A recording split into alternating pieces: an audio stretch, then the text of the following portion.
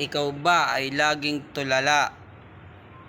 Laging nakatingin sa malayo, tulala mag-isa, nakaupo. Isa yang sintomas. At laging masakit ang ulo, nahihilo, masama ang pakiramdam, pero kadalasan hilong-hilo, tapos naninikip ang dibdib, masakit na masakit ang ulo, malalim ang iniisip, kung saan saan nakatingin, hindi mapakali, kung ano-anong pinag-iisip, kung saan saan nakatingin. Yan ay mga palatandaan.